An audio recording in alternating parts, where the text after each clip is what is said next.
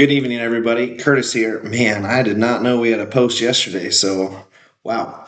But good evening, everybody. This week I'm reflecting on George Marsden's book, The Outrageous Idea of Christian Scholarship. He begins with a simple but challenging question. Why is it considered acceptable for scholars to approach research from almost any worldview except a Christian worldview?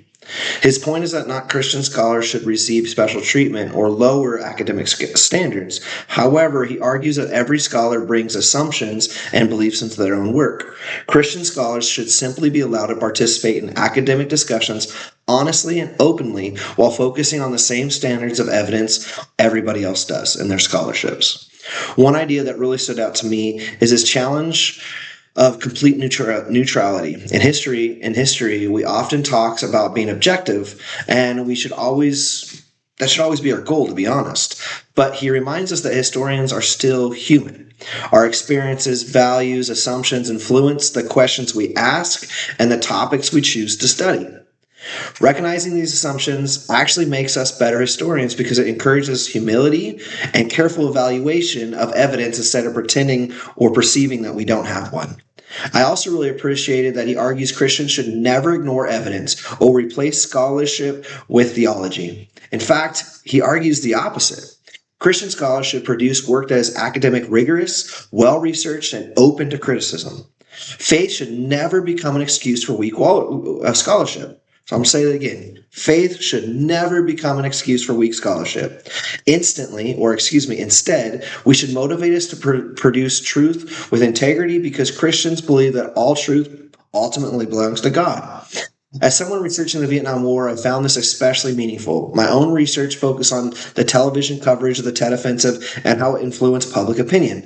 That requires analysis of government documents, newspaper articles, television broadcasts, public opinion polls, and the work of other historians. My Christian worldview didn't change the evidence, nor should it. It simply reminds me that the approach of evidence should be honest, treating opposing viewpoints fairly, and remain humble enough to change my conclusions if the historical record points in a different direction.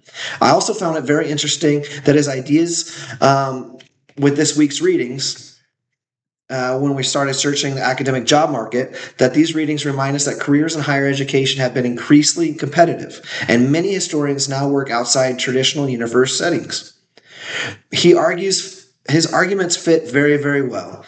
And in the reality that we're facing, it becomes even a bigger idea with the job titles we're about to take. Whether someone teaches at a university, works in a museum, teaches high school or middle school like I do, there's an opportunity to contribute meaningfully scholarship and help others better understand the past. Another point that he argues is that Christian scholarship should not happen in isolation. He encouraged Christian scholars to build academic communities through research, conferences, mentoring, and collaboration.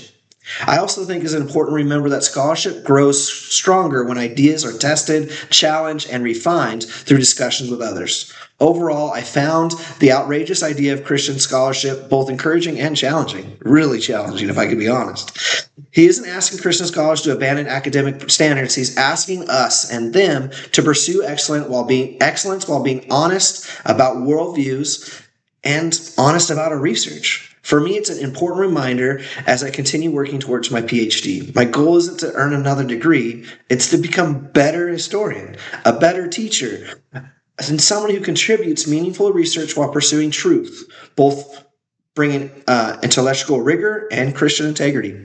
Thanks, guys. It's been a great class. Hope you have a good one.